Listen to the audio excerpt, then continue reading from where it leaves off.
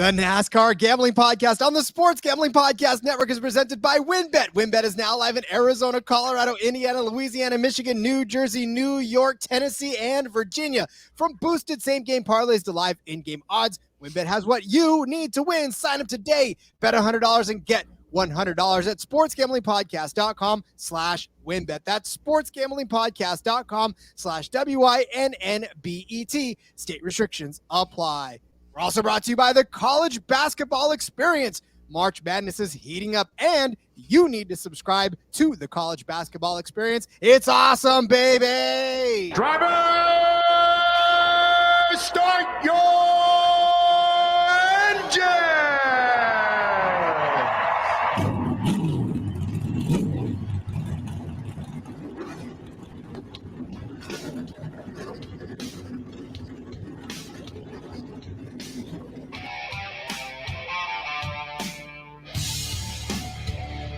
Strap in and pull those belts up tight as the Sports Gambling Podcast Network presents the NASCAR Gambling Podcast. I'll wreck my mom to win a championship. I'll wreck your mom to win a championship. With all the news and the best bets for your NASCAR weekend. It refrains me from not beating the out of you right now because you ask me stupid questions. But since I'm on probation, I suppose that's improper to say as well. If you could talk about racing things, we could talk about racing things. Now, here are your hosts, Rod Villagomez and Cody Zeeb. Talking about racing things is what we do here. It is the Sports Gambling Podcast Network's own NASCAR Gambling Podcast. He is Rowdy Zeeb. I am Rod Villagomez, and we are here. It's still raining in California. I'm going to tell you that right now. We have not lost the rain, but certainly was able to keep it away on Sunday for a fine race, or two races, shall we say. One fine race. You're absolutely correct. One fine race and one something that happened that resembled racing on the Auto Club Speedway as we say goodbye to its 2-mile configuration and whatever the future holds for it. But Cody, as you were holding up the Rowdy can. Yep, need to take another drink of my Rowdy energy here. I think we need to give them a call, and I think we need to find them a nice little sponsor spot on this hashtag show. Not a sponsor, but could be if they want to be. So hit us up, Rowdy.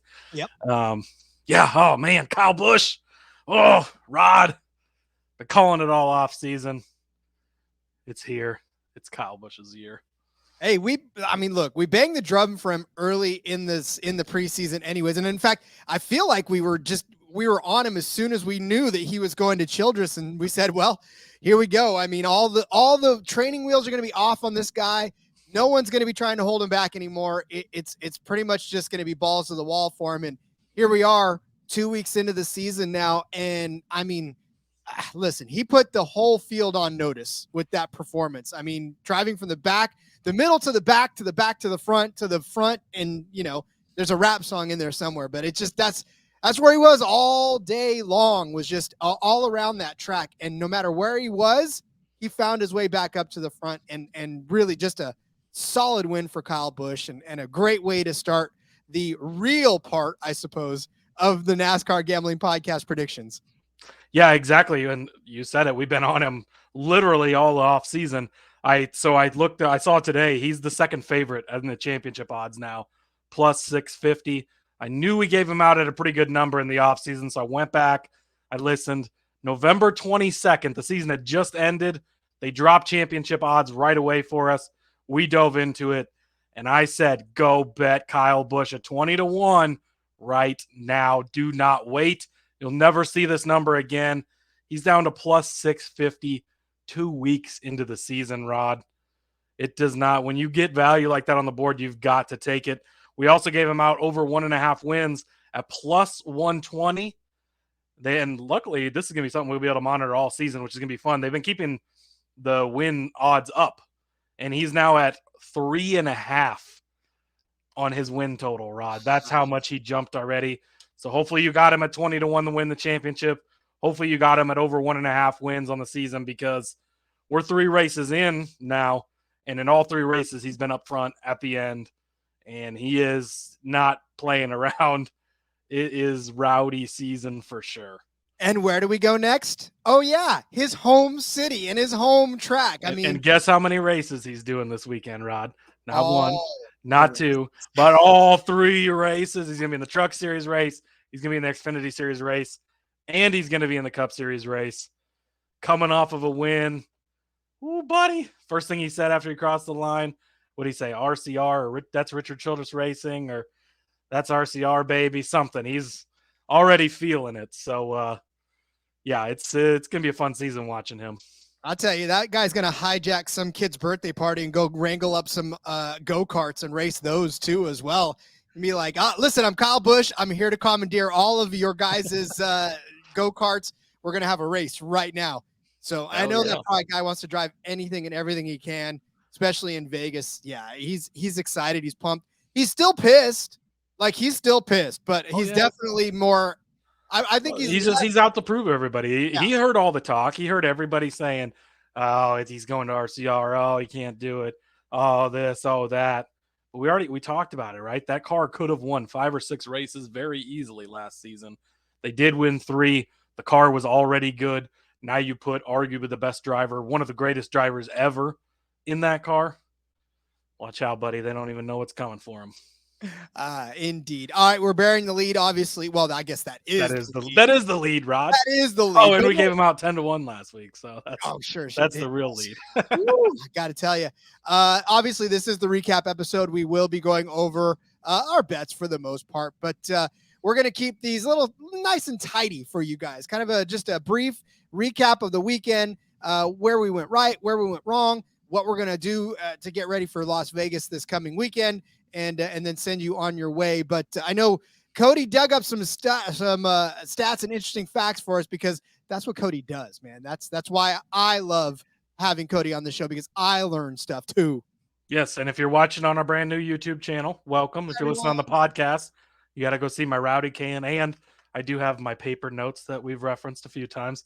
That is how I keep my notes. So, yes, I did dig up a couple statistics, a couple things that have been floating around too. So with Kyle Busch's win yesterday, that is 19 seasons in a row with a Cup Series victory for Kyle Busch. That breaks the tie with Richard Petty. They were tied at 18 seasons in a row. Now he's at 19. By the way, Kyle Busch is only 37, Rod. Kevin Harvick is 44. Just to give you an idea of what Kyle Busch may have left in his career, it's insane. But Kurt and Kyle Busch as a pair they were tied with Bobby and Donnie Allison for the most combined wins by a brothers at 95. And so, they're at 95 now. I think the tie was at 94. And so Bobby and Donnie obviously second on that list. Darrell Waltrip and Michael Waltrip are third on the list at 88. 84 of those wins in Darrell's name. Michael's got his 4, though. Next on the list, triple brothers, I guess. Fonty, Bob, and Tim Flock at 62 wins. And then it's Herb and Donald Thomas at 49 wins.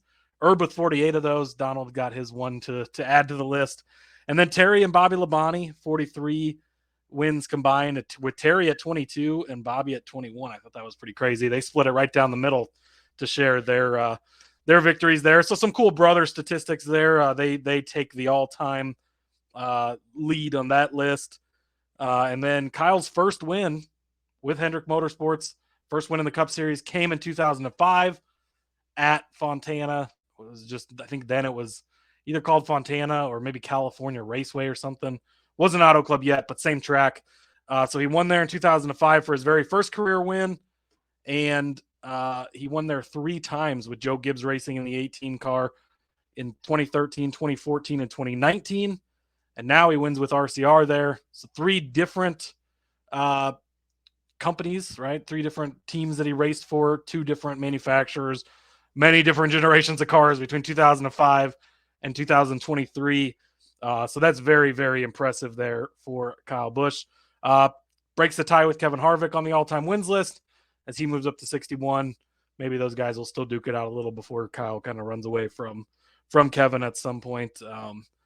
But yeah, that's the fun history lesson for the day, was kind of all the records and numbers that were attributed to this win for Kyle.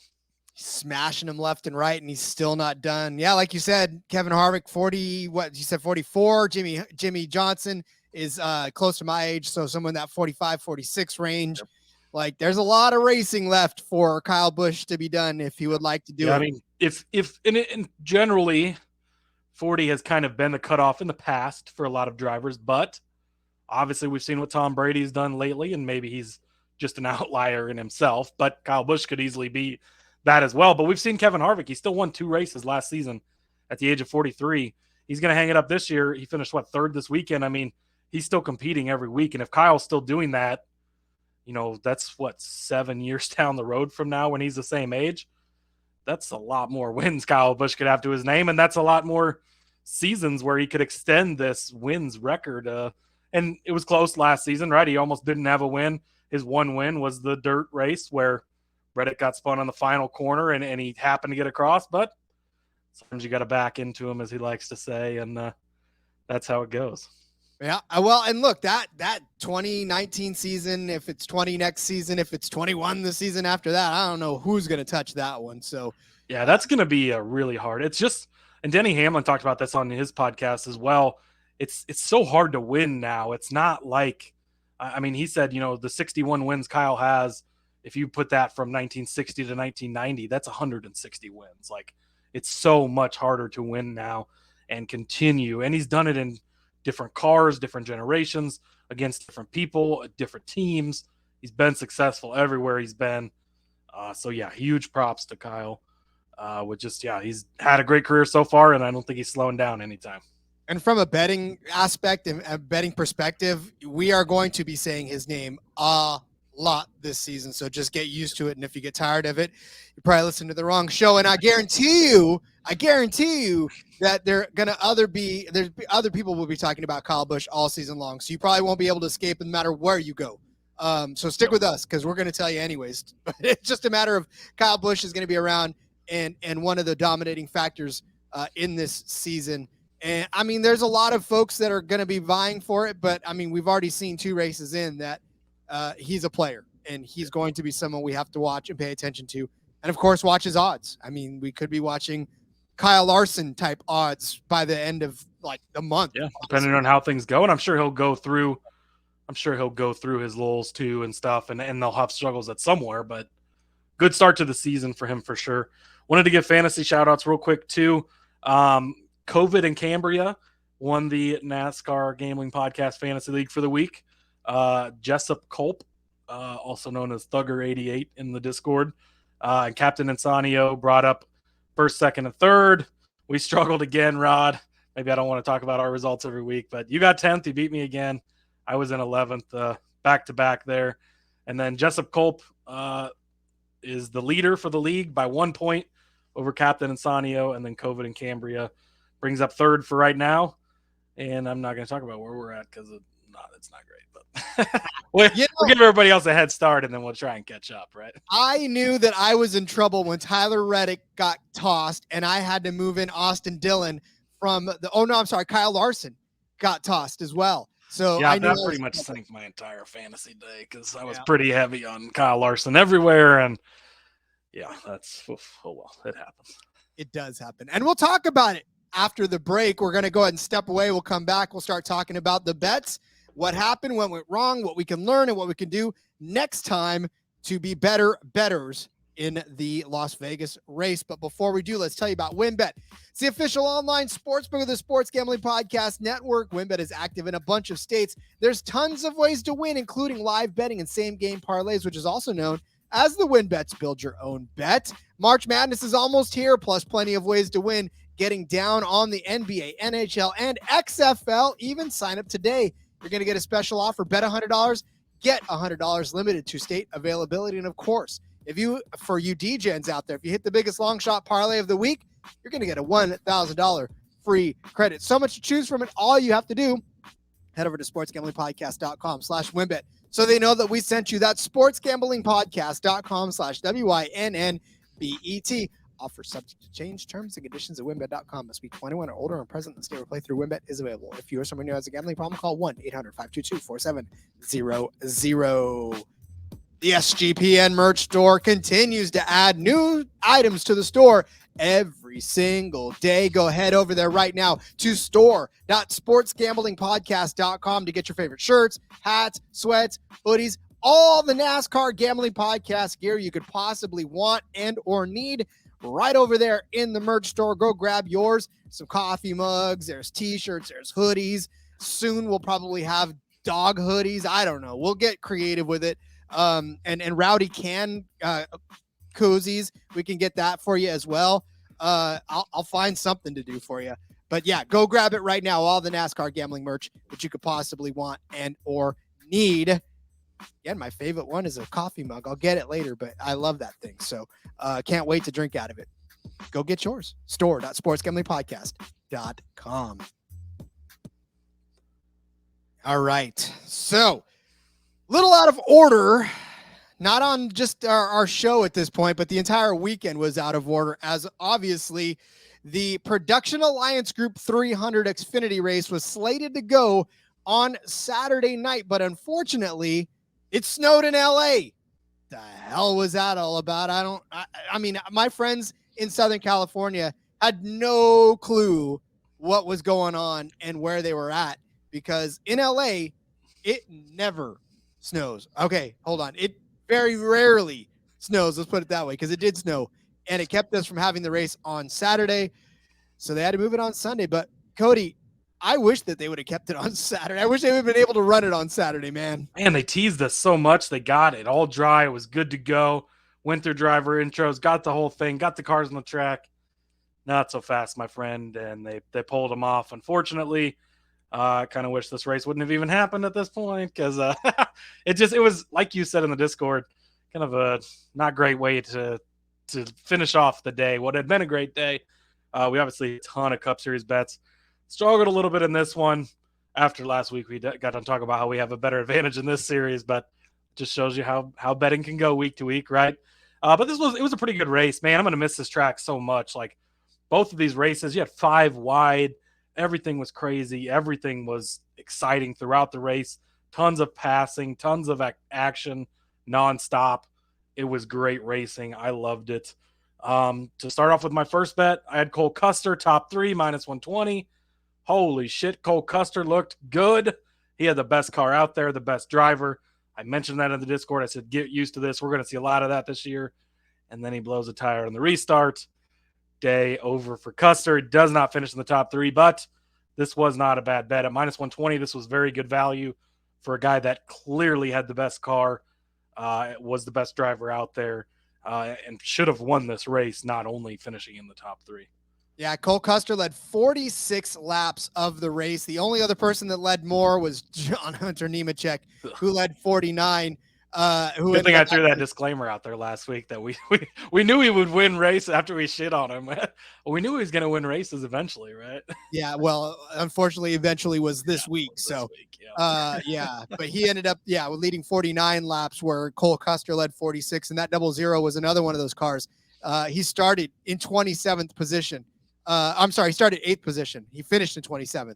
I'm dyslexic, but yeah, he started in 8th. But was up there the whole time, basically leading laps all around. And unfortunately just met his fate. Won both stages, even. I mean, he dominated the race. It was a Cole Custer day until that flat tire. Exactly. All right, my next bet, I had Josh Berry as a top 3 car. Oh, Josh Berry was a top 5 car, but unfortunately not a top 3 car. And listen, Josh Berry was fighting it the whole way through. He was around. He was up. He led 3 laps in this. I mean, obviously they were all in a weird pit strategy as far as him staying out to lead those laps. But I thought for sure, quite possibly, he would be able to stay up front. But he kind of stayed out on old tires, let some folks catch up to him and pass him. He was fighting his teammate there for a while, fighting a couple of his teammates there for a while as well. But yeah, he did not get in the top 3. He got in the top 5, but he didn't get in the top 3. I was so disappointed, because it looked like for a minute we would have a Josh Berry top 3, and we didn't. Yeah, it was close. Again, top 5, top 3, so close, just didn't quite happen. Big swing and a big miss on this next one for me. Brandon Jones, I expect a lot out of him. and he was nowhere to be found all day. Ends up spinning through the grass, tore the splitter in the car apart. And yeah, this was up at 7-1, so kind of knew it was a long shot. I mean, some of the guys I threw that were in this group, and I said it was going to be a tall order, right? Cole Custer, but Custer ends up having a problem, so that could have helped him. Justin Allgaier had issues throughout the race, ends up rebounding and finishing third, so impressive for him. Tyler Reddick, he ended up caught up in a wreck. John Hunter Nemechek obviously won the race, and then Josh Berry. But all of those guys at some point in the race seemed to have an issue that sent them backwards a little bit at least. And I think Brandon Jones could have been up there. His teammates all finished in the top 5. It just wasn't quite the Brandon Jones type of day, unfortunately. So missed this one. It was 7-1, so the odds were at least good for what you didn't get. But but I was hoping for a little more. And then just to touch on my next bet as well, I had Jones over Mayer. Sam Mayer at the end, battling for the win 2 weeks in a row, ended up upside down last week, ends up finishing second this week. Going to be a guy we're going to have to maybe change our tune on. Not a guy we've talked about a lot. Obviously faded him a little bit as I did in this head-to-head, but might have to change my tune at least on Sam Mayer because Rod is already tuned in. I was already tuned in. I had him as a top 5 car. Remember, we were like, hey, man, Junior Motorsports is probably going to end up being – we had pretty much had the whole top 5 pegged, and 3 of those were Junior Motorsports cars. So, yeah, Sam Mayer, I had him at a top 5 at plus 175. He did. In fact, I thought, like I said, it was going to be flipped around where Barry was going to be up in the top 3 and Mayer would squeak into the top 5. But unfortunately, it was the other way around where Sam Mayer got into the top 2, as it were, and Josh Berry just could not find his way into the top 3. So, like I said, I was pretty high on Mayer. I thought he would get in the top 5, and I was very excited about it. But yeah, unfortunately, Josh Berry and them should have switched spots, or at the very least, Josh Berry should have gotten around Smith and Allgaier and cashed both of them for it. But I'm going to take one. I'll be happy to take the plus 175 one. Yeah, no, great call by you. Again, not a guy I'd really even considered much. And I think going forward, that's going to have to change because he's establishing himself early, at least as a guy that's potentially going to be up there challenging for wins, looking for that first career win here soon. Well, he started in 22nd position too. Like he started toward the back and he found his way around, and it was a very tough road for him to even get all the way through to second place. I mean, he was battling some really good cars all through the day, and sometimes he'd be back, sometimes he'd be up, and it just, yeah, that second place came tough. Yeah, it was earned for sure. He definitely earned it. You want to do your next one since I did too? Oh, yeah, sure. Why not? I'll just throw out the Josh Berry one over John Hunter Nemechek. Obviously, we know what happened there. John Hunter Nemechek goes on to win the race. So, obviously, Josh Berry does not get over him. But it's at one point, he was above him. But John Hunter, man, that car was just too strong all day long. Once Custer. Both those Gibbs cars were. Sammy Smith was really fast, too. Mm-hmm. I think he needs to get a few more laps under his belt. Little bit of rookie experience there, you could tell at the end, but those Gibbs cars were fast. They sure were. But here's the thing: do not count Junior Motorsports out again. I mean, this is something that I think going forward, it's still going to be a powerhouse. You know, they had second, they had third, they had fifth.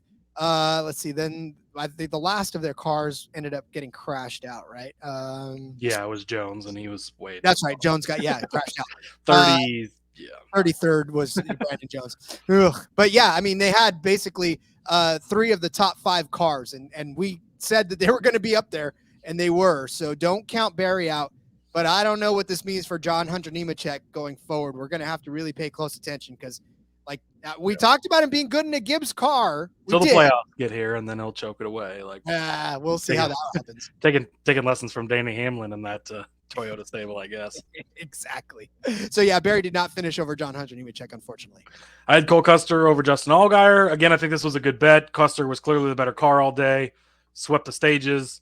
Allgaier nowhere in the top 10 in stage 1, 6th in stage 2. He rebounded nicely though at the end and ended up with a 3rd place finish. But had Custer not had the flat tire, I really feel like Custer would have won this race. So just bad luck with the flat tire there, but that's how it goes sometimes. And what's frustrating is I told you, I did say it on the betting show that I wanted to find an angle on Allgaier, but I didn't want to keep repeating the same names week after week after week. So just let this be known that my instinct was there to bet on Allgaier. I just didn't want to continue to give you guys bland takes, but third place finish is not a bad opportunity for Allgaier. And in fact, he led 8 laps. Pit strategies, what they were, but were it not for John Hunter Nemechek, I think we'd be looking at a completely different race.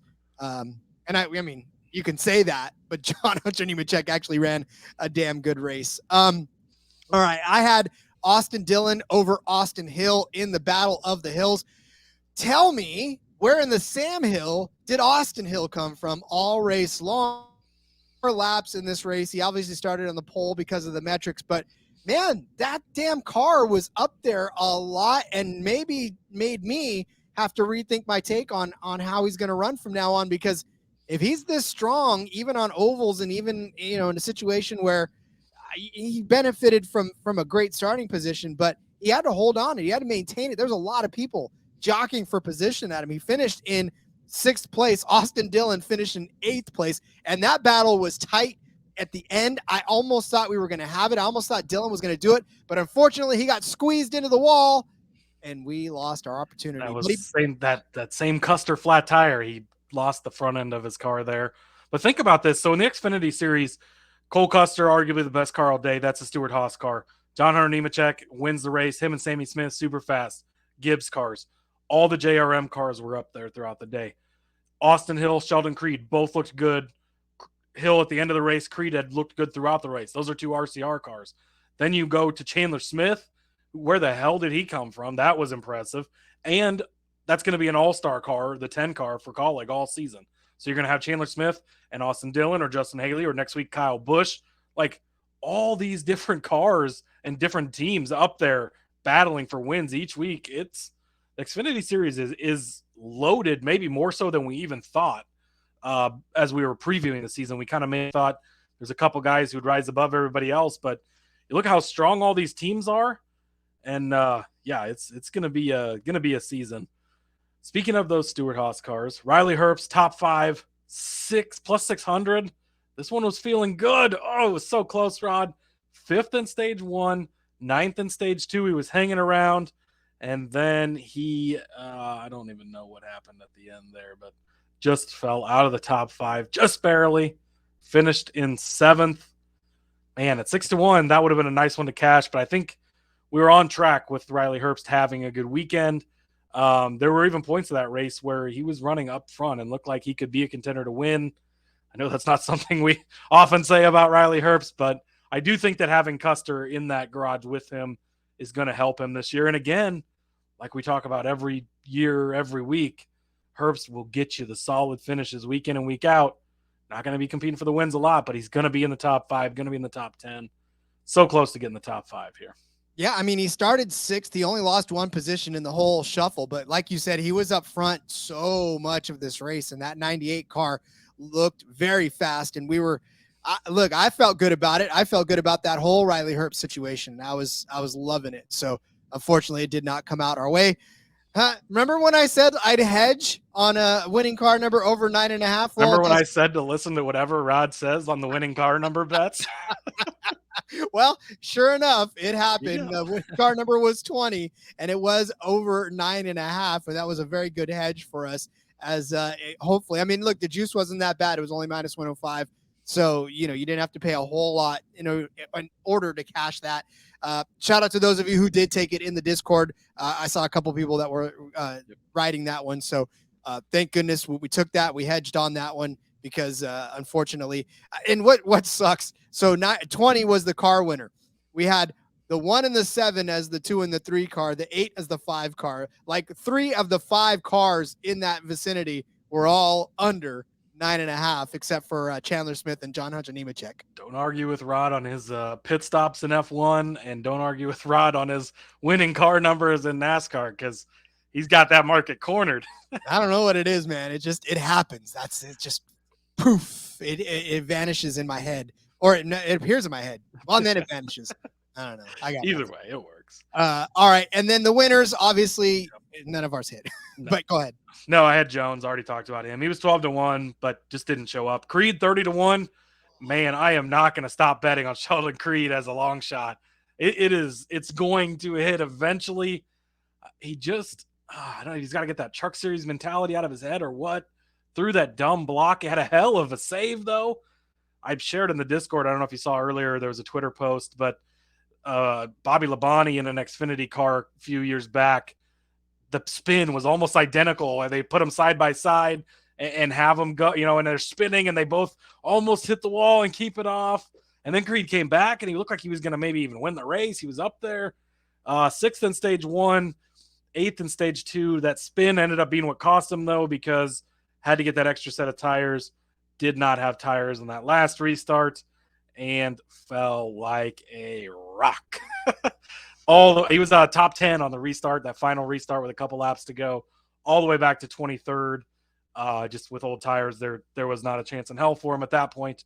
But a 30-1 for a long shot, man, it was feeling good for a while because he was looking good, and he's going to be a guy. He's just got to get over that hump. We talked about it last year. He just can't quite get over there. Once he does, watch out, because Sheldon Creed could rip off a few wins. But, man, if you keep getting them long shots, I'm probably going to keep betting him every week. Yeah, my heart was broken because, we love Sheldon Creed. That is we fly the flag for Sheldon Creed on this show, and it was tough to stomach. Speaking of tough to stomach, so was Cole Custer at 5-1 to win this race. That was looking great. Man, if he'd continued to dominate that race and won, we'd have been like, can you believe we got him at 5-1? Like, that would have been the best bet on the weekend. Yeah, man, it was there. I know. And Riley Herbst at 30-1 also. We sung his praises. Unfortunately, he didn't get. Yeah, but he did run up front, which again, that was something that we had said quite possibly that would happen, and he did. Unfortunately, he just couldn't find his way to a win, and that's okay. I mean, again, we these long shots are long shots for a reason. It wasn't as if Herbst finished in 39th position out of 36 cars. He was up there in the top 10, so gotta love it for him. All right, another race happened, but this one happened before the Xfinity race. We'll get to all the excitement from the Paula Casino 400 after the break. But let's tell you about Underdog Fantasy. We're brought to you by Underdog Fantasy. Underdog is your home for off-season NFL best ball drafts, but they also got you covered for a ton of other daily games, including NBA, NHL, and PGA. Underdog Fantasy is a great way to get down on your favorite player props if they're not available in your home state. So head over to UnderdogFantasy.com. Use the promo code SGPN for a 100% deposit bonus up to $100. That's UnderdogFantasy.com. Promo code SGPN. 2-mile configuration complete now on the Auto Club Speedway. They're talking short tracks. They're talking, I don't know. Like I said, I still want to see the world's shortest road course on that one. I want to see like a go-kart track on that. Go-kart track. Talking go-karts, but I want to see that in NASCAR. But yes, so it's going to be a couple of years too. So there's a lot of emotions from a lot of different drivers on this track as they were trying to navigate not just their feelings, but the weather and everybody else on this track. But it was a great day. For as much as the Xfinity race was a letdown, we had built up some great momentum heading into it through this Cup race. We talked about it in the outset. Kyle Busch picks up yet another win here, making 19 seasons in a row in which he's actually claimed a victory. Now the 5th win on this track, which leads all active drivers and is getting close to like the all-time great. Yeah, Jimmy Johnson at 6 was the most, or will forever be the most. Yeah, actually now. Yeah, that's it. So, yeah, I'm telling you, it was a great weekend. It was a great race, and we hit a lot of green in this one. So it did, like I said, we were happy to start it out that way. Unfortunately, the Xfinity race kind of dampened, it harshed our buzz. I don't know what the phrase is, but yeah. It definitely brought the mood down in the discourse, but. Yeah, this race, man, it gave us a little bit of everything. It had the points where it looked like Daytona, and then the racing was great. There was a lot of passing. There was different times in that race where you could have said 10 or 15 different guys were going to win. I could have had the best cars at points. Kyle Larson's the favorite, right? Like 5 laps into the race, he goes out with technical problems, comes back 15 laps down and was running some of the best lap times of the day. I mean, he was fast. He was good. Be interesting to see. The odds are not, at least before we started recording, odds are not out yet for this weekend in Vegas. But if the books adjust too much, he might be quite a steal because he was still very fast despite having problems early. Another week of no practice, no qualifying, probably something they would have caught there. So sucks for that team. But as far as matchups or as far as bets go, I had a matchup to start. I had Bubba Wallace over Daniel Suarez. I said the Trackhouse was going to have to prove it to me, Rod. I think they proved it to me. Ross Chastain wins both stages. Suarez rebounds from a speeding penalty and finishes 4th. Holy hell, Trackhouse. Looks like they're going to be here in year 2 as well. So props to them. Bubba Wallace looked really good, though, throughout the day, just like I thought he would. I know over on Derek's betting preview show, they were just like all over the Suarez side of this. And I'm like, oh, man, come on, guys. I'm like, oh, this is the easy one. And I'm like, I'm on the other side of this one. It's not that easy, but I guess it was for them. So props to those guys. But I think that Bubba looked good throughout the day. The result wasn't there. I don't know if you saw there was pictures of Bubba's splitter from the sand and dirt was just like annihilated and ended up actually leaving the race and having overheating issues because of the sand that was getting up into the grill there. So kind of ruined his day. But with Suarez finishing 4th, I don't know that Bubba would have finished that well anyways. So I just missed on this one. And man, I might have to rethink my not love for Suarez that I've had all off season. Show it to me one more race, and then I'll we'll see. It's Chastain though, I'm all in. He's here to stay. He's quick, man. That guy again. We didn't really take him in any of our bets, but not because I think we just didn't know yet, and now we know. Both stages, finished 3rd in the race. Like he was arguably the best car out there on Sunday. He was not the best car out there, but one that I am so happy that I suggested as a top 10 car. That was Brad Keselowski. He finished 7th on the day. Wasn't looking very good there at the very, very end. I thought for sure that he was going to get shuffled out of the top 10, but he managed to charge his way back up there. He was the recipient of a couple of good breaks there toward the end to find his way back in there. Started 16th on the day, but found his way inside the top 10 at plus 200. So like I said, when I made the case for him, look, these RFK cars are looking kind of fast. And Chris Buescher actually was around him at the time as well, but he finished 13th, started 5th, but he was around the front most of the day as well. And so I'm pretty impressed with these RFK cars. And I think that they're going to have something for the rest of the field. And more specifically, Brad Keselowski. So I felt like taking him as a top 10 bet here, especially given his past track performance. Remember I said that, he didn't have a good outing in his first time as a RFK car, but in the preceding races he had. Well, he had like 6 in a row before that at Penske. So great call by you. Plus 200 as well. So great odds on it. Keselowski, shout out to him. Shout out to Ricky Stenhouse. We talked that he might have that big hangover. Hung around all day, hit the wall a couple times, still finished 12th. Corey freaking LaJoy, Rod, 10th place in stage 2, organically, like not even pit stop related, nothing. Spire Motorsports, here they come. What the hell? He ends up finishing 14th on the day. That is basically like winning the race for that team.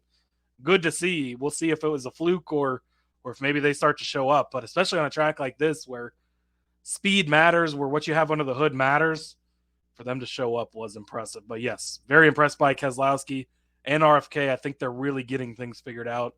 Another guy I'm impressed with, Austin Dillon. Had him over Eric Jones at plus 115. Everybody was all over Eric Jones at the beginning of the week after his performance here last season. I said, not so fast. I did get this one correct. Eric Jones, nowhere to be found all day. Finished 19th. Was a non-factor throughout the day. Austin Dillon had a strong car. Didn't place in either of the stages, but ends up with a 9th place finish. Obviously, RCR is looking good with Kyle Busch. And Austin Dillon and Kyle Busch have both been in the top 5, top 10 at the end of all of these races, right? They finished 2nd, 3rd at the Coliseum. They are 1st and 2nd at the end of regulation at Daytona. And here, obviously, Kyle wins and Austin comes in 9th. But Austin Dillon, if they continue to disrespect him in the matchups and in the top 10s and stuff, he's going to be a guy that I'm going to continue to hit on, because I think that Austin Dillon is set up for a very good season with that new running mate in Kyle Busch over there. And they were pretty much together most of the race as well. Austin Dillon was up there for 3 laps leading this race as well. So they seem to find themselves in the same vicinity for most of the race. And in fact, toward the end of it, I mean, it was pretty much a lot of Austin Dillon helping out Kyle Busch to get to the front in the first place. So definitely love to see that, and love to see a cash. I had AJ Allmendinger over Ricky Stenhouse. Obviously, we were talking a lot about that hangover. I bought a lot into that hangover. Stenhouse was up around the front. He did finish in 12th. AJ, though, unfortunately, got caught up in a crash around lap 75. Just a one-car incident for him. Unfortunately, he was unable to do what anything. Even happened there? Did he just lose it? Or I don't even remember. Yeah. I felt like he just kind of lost it, and it was weird, and smacked the wall out of the race early. And that was the thing. It looked like he almost could have saved it too, but he hit the wall, and it just it came up on him.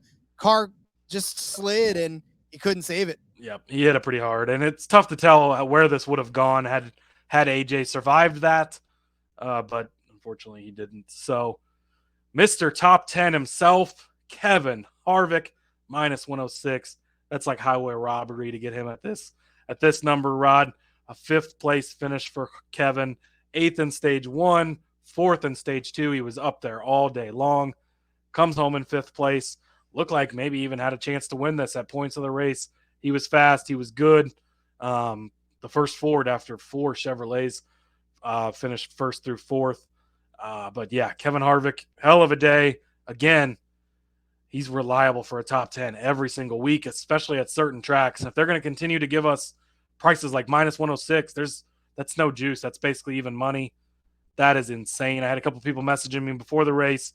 What's your best bet? What's your lock? That was the top thing I gave out. Kevin Harvick. It was still minus 106 right before the race. I'm like, just go hammer that. That was the one I felt the most confident in. And that obviously wasn't really in question all day. So Kevin Harvick gets it done yet again for us. I'm going to miss him next season. Oh, me too. I mean, we're going to still see him. We're going to still hear his voice, but I'm definitely going to miss him on the track, tooling around that 4 car. That car looked powerful. So that top 10 was never in question. I mean, ever in question. No, there was never a point. Yeah, never a point where I felt like Kevin Harvick was not going to find his way around into the top. And look, he didn't even finish in the top 10 in, he did. He finished 8th place in stage 1. And then back up in stage 2 in 4th place. So yeah, I never felt like that was in question ever. One that I did kind of feel like was in question for a hot minute was taking Chase Elliott over Denny Hamlin. We did say that Chase Elliott was going to find his way to the front, and damned if he did not do exactly that. He started 33rd, man, 33rd, and he drove all the way up to 2nd place to finish runner-up to Kyle Busch. What an epic performance by Chase Elliott. Even led a lap in this as well. Obviously finishing over Denny Hamlin. Hamlin finished in 6th place in this race, but Hamlin was leading this race for 11 laps as well. And he actually looked like he had a good strategy going to actually be somewhere in the front, farther in the front than he was at all. And in fact, in stage, Hamlin was in front of Chase Elliott in both stages at the end of each stage. So I thought for sure Hamlin was going to find his way in front of the 9 car, but thankfully for us, he did not, and cashed this one at minus 114. And for Elliott to get from 33rd to 10th in stage 1, that's impressive. He's going. I know that people like to give us shit because I talk about him a lot, but he won the most races last season. He was the most consistent driver, best average finish on the season, won the regular season championship. He is going to be a guy that we're going to have to talk about a lot this season. He's fast week in and week out, already proving that again. Didn't have much of a run at Daytona. He was involved in that first wreck, so it was always hard to gauge anything there, really. But very, very solid starting in the back in this race, and had the fastest car at the end. He was many laps short of being able to catch Kyle Busch, but he was impressive. So good call on your part there. I had Austin Dillon as the Group C winner at plus 550. If it wasn't for Daniel Suarez, this one would have cashed. Suarez comes in 4th, but Austin Dillon in 9th. Again, that was kind of a weaker grouping. Let's see who was in that group. Was have it somewhere. Ballets, obviously he crashed out. Chase Briscoe. I don't want to toot I might have been right about that horn too early, but holy hell, he was running with BJ McLeod all day. He was nowhere to be found at all. So I was very low on him coming into the season. So we'll see. But then Priest, he got caught up in the wreck as well. He finished off what was already dead of my fantasy lineups from Kyle Larson, and then Brad Keselowski as well. So I guess he also finished ahead of Austin Dillon. But at plus 550, still felt like those were good odds. Ryan Priest, top 5 at plus 650. I might have got a little too ahead of myself with the Priest train there. He wasn't really looking that great, and then caught up in that big wreck and did not get the result for sure. Indeed. Where I missed as well was taking Noah Gragson over Ty Gibbs. Not by much, though. Ty Gibbs finished 16th. Noah Gragson 22nd. Noah Gragson, though, did lead a lap, and he was sort of around the front when he, during the pit strategy calls and all that other good stuff. But I was kind of impressed, and unfortunately, those Legacy Motorsports cars sort of faded. I mean, they started out okay. Gragson was not necessarily all the way in the front at all the times, but he was ahead of Gibbs for a long time. Gibbs started 23rd and kind of shuffled down to the back for a while. And I think he even got caught up in something early on, not necessarily an incident per se, but I think, oh yeah, he did. He was in that wreck in, oh no, he wasn't in that wreck. That's the 45. I'm thinking of another car. But yeah, so anyways, 45, 54. They're both monster cars too. So. They are too. That's it plays mind games on you. I can't stand it. But yeah, so anyways, Gibbs wasn't necessarily a factor for a lot of the race, but was sort of hanging around at the right time. And unfortunately, Gragson just couldn't keep it up to the front as far as Gibbs. So still going to take Gragson over Gibbs in a lot of this. But, I mean, look, it's only because I still don't know if Gibbs has it. Yeah, and a plus money, I mean, not a bad bet for as close as they finished. That could have easily gone either way. I gave out Ford as the winning manufacturer, plus 340. Again, we're going to do this anytime that it's mispriced. Now, if you're in the Discord, I think it was Fortune was asking before the race. He sent a screenshot of the odds. Ford was down to like plus 2 something, and Chevy was at plus money as well, plus 1 something. And we both said, go ahead and take Chevy in that case. We're only taking Ford because of the price discrepancy, right? If any manufacturer has a higher number for whatever reason, and I think when I gave this out, Chevy was even at minus odds to win. And so it made sense to take Ford in that case, but followed up later, Chevy was the right call at that point. So we did hit that one from the Discord, but again, we're going to continue to hit this. It's worked for us so many times. Anytime we see it, it's going to be on the board, and it's proven time and time again that these will hit every once in a while. So not a bad bet. And Kevin Harvick right there in 5th place. And then Keselowski in 7th. So you had a couple of Fords up there. Chevy did dominate on the day. Of course, they had the top 4, and then they had 6 of the top 10. So they were by far the best manufacturer. They won both stages, had a majority of the cars in each stage. But anything can happen. And like we said, could have been probably 15 different guys at different points that could have won this race. So I don't feel like that was a bad bet at all. Nah, it was pretty wide open. But the guy that did win the race, we also called out as a top 3, Kyle Busch, a top 3 at plus 300. Come on, man. 3-1 for Kyle Busch to be a top 3 car.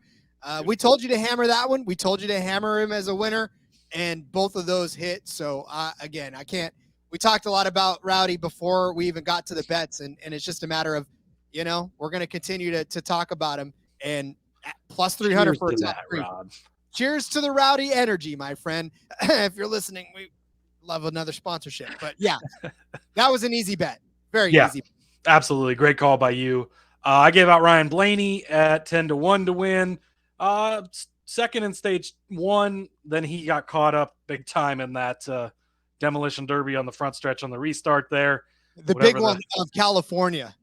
Yeah, the pile up on what's the interstate out there? I-5. I-10, I-5. Yeah, whatever. Yeah, he got caught up in that one.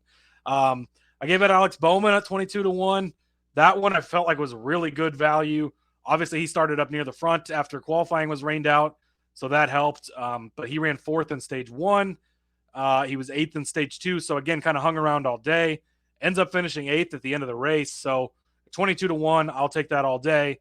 And then obviously Kyle Busch 10-1, that ends up being the big winner. Love me some Kyle Busch. Gonna be hard not to be on Kyle Busch again this weekend.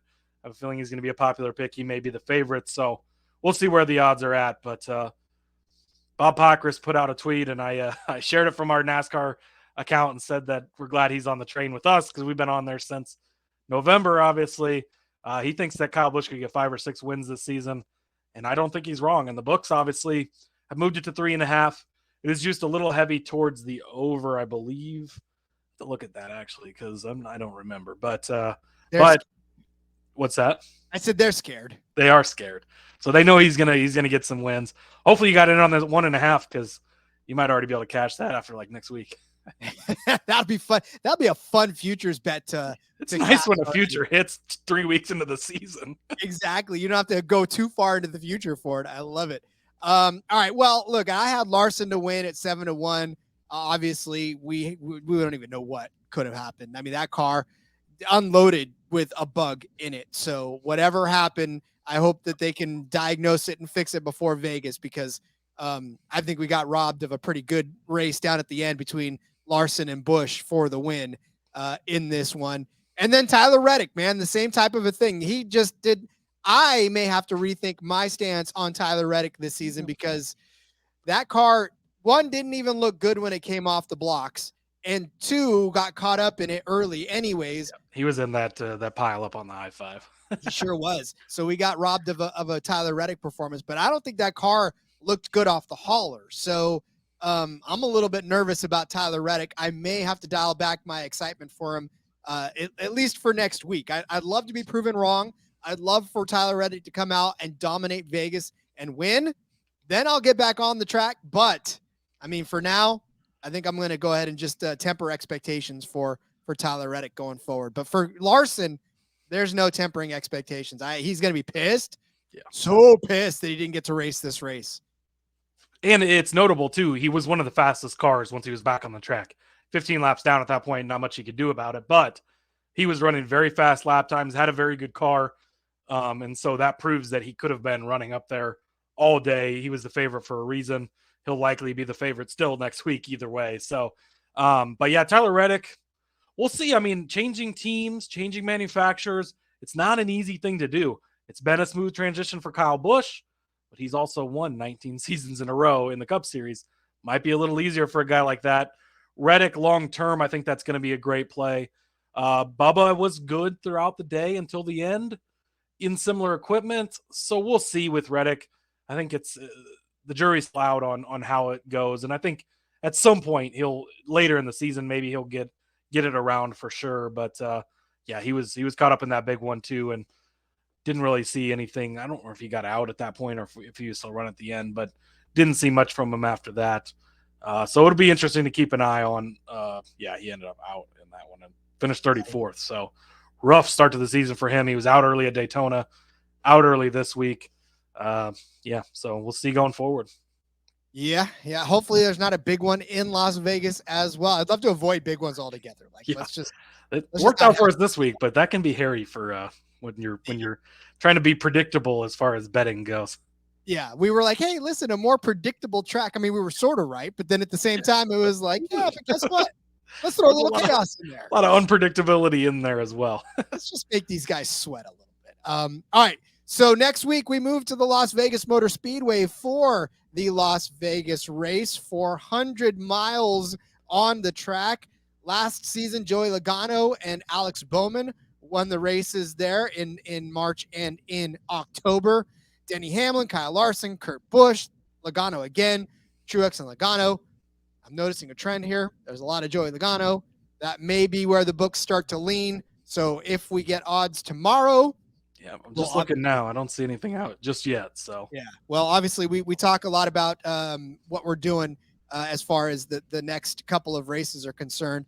And obviously we'll hit Xfinity first since we've got 3 whole days and we got trucks even too. All 3 again. What a great weekend, Rod. We have Truck Series racing, Xfinity Series racing, Cup Series racing, IndyCar starts this weekend, and Formula One. Woo. Shout out to the F1 Gambling Podcast. I've heard a rumor that's returning this week.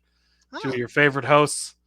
That would be Rod and me, of course. So Dude, definitely check that out this week. It's been a while since we recorded an episode.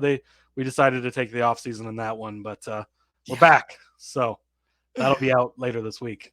Trying to load you up with some winners. Yes, all 3 series, all 3 circuits taking place. So we'll hit you with the trucks. We'll hit you with the Xfinity. We'll hit you with the Cup. We'll give you DFS. We'll open the mailbag probably one more time as well. So much happening this week on the NASCAR Gambling Podcast. Again, thank everyone in the Discord for hanging with us on Sunday. That was a blast. It was and busy in there again. It's so much fun. Traffic's picking up, guys. You absolutely have to get in there. Over there. Yeah, and get in the DFS games. We've had a lot more people in it this year. That's been a lot of fun. I've been on the losing side for the most part, but oh well. It doesn't matter at this point. And listen, if this is your first time listening, if this is your second time or third time, if you're just joining us, we really appreciate you joining us and finding us, whether it's on YouTube, whether it's on our original audio feed. However you found us, we are grateful that you did, and we want to continue to give you outstanding programming throughout this entire season. So. Yeah, and if you're listening on podcast too, make sure you go find our YouTube channel. Just search NASCAR Gambling Podcast. We'll pop up and click, subscribe, click the alert button, because we are going to have some live shows here and there. Maybe at some point we'll be all live all the time. Well, not all the time, but you know what I mean. But we will have some live shows. We did a live show last week, answered some questions, had a ton of people in the chat already. So yeah, definitely get over there and follow, like the page, all the fun stuff the YouTubers say. You can see my beautiful can of Rowdy here and my paper notes that I keep like an old school guy. Indeed. All right. Speaking of which, tell everybody where they can find you on social media before we head on out of here. Yep. Follow me on Twitter at Husker_Zeeb, and follow the show as well at NASCAR Gambling. Indeed. Follow me on Twitter at RJ Villagomez. Link in the bio to everything I got going on, whether it's here, whether it's Sportsbook Review, whether it is in between media to the back road, kicking off again on Thursday night, getting you ready for more racing talk. We'll be back tomorrow. Truck odds are out, hopefully. We'll get some truck odds to you. Rowdy energy, ladies and gentlemen. Rowdy. Over 3.5. Go hammer that right now. All right. Till tomorrow, everybody. Let's go racing and let it ride.